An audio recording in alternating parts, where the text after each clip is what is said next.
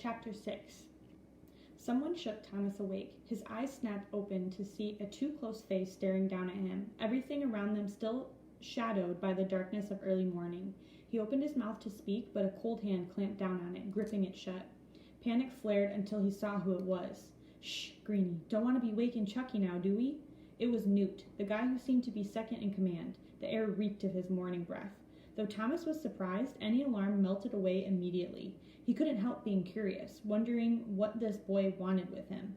Thomas nodded, doing his best to say yes with his eyes, until Newt finally took his hand away, then leaned back on his heels.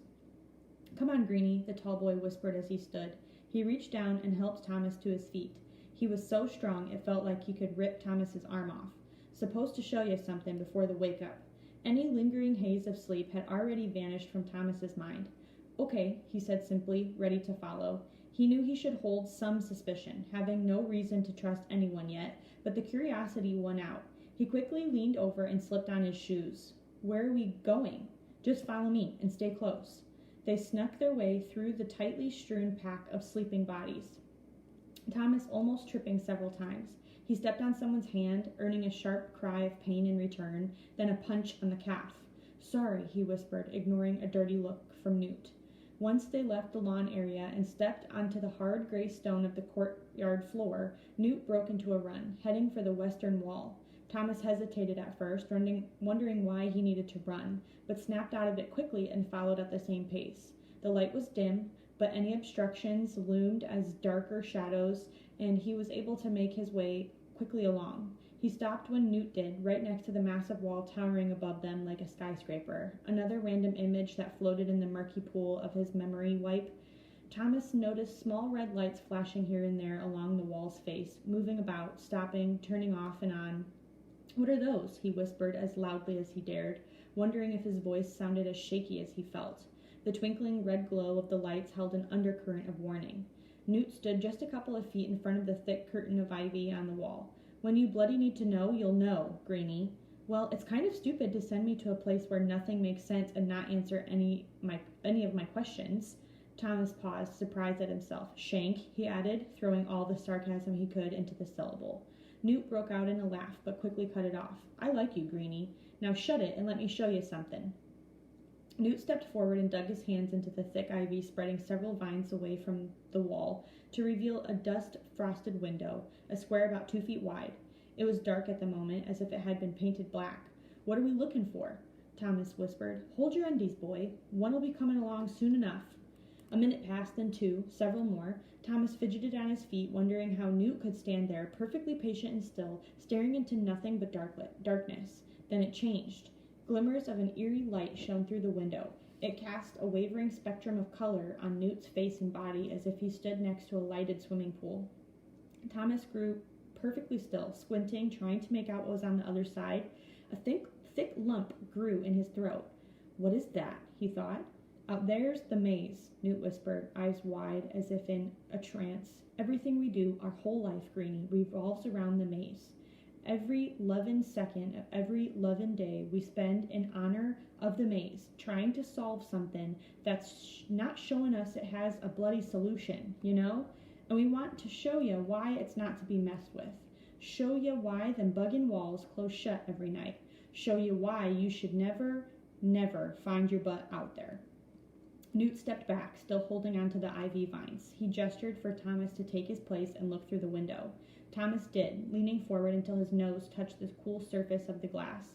It took a second for his eyes to focus on the moving object on the other side, to look past the grime and dust and see what Newt wanted him to see. But when he did, he felt his breath catch in his throat, like an icy wind had blown down there and frozen the air solid. A large, bulbous creature the size of a cow, but with no distinct shape, twisted and seethed along the ground in the corridor outside. It climbed the opposite wall, then leaped at the thick glassed window with a loud thump.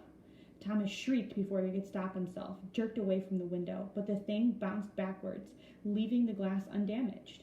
Thomas sucked in 2 huge breaths and leaned in once again. It was too dark to make out clearly, but odd lights flashed from an unknown source, revealing blurs of silver spikes and glistening flesh. Wicked instrument-tipped appendages protruded from its body like arms. a saw blade, a set of shears, long rods whose purpose could only be guessed.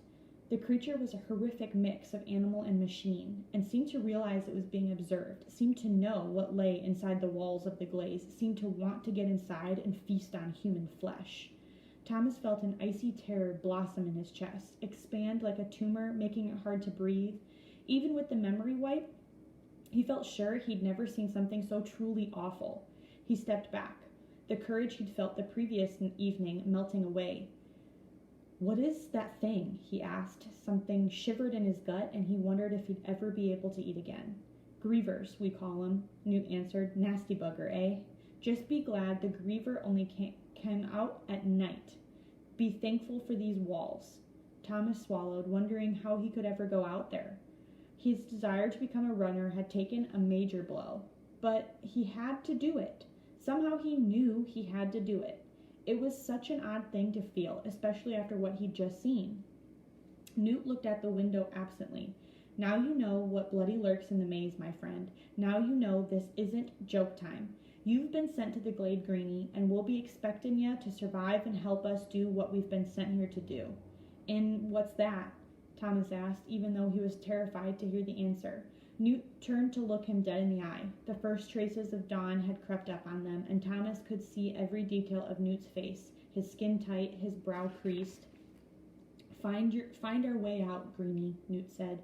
"Solve the bug-in maze and find our way home."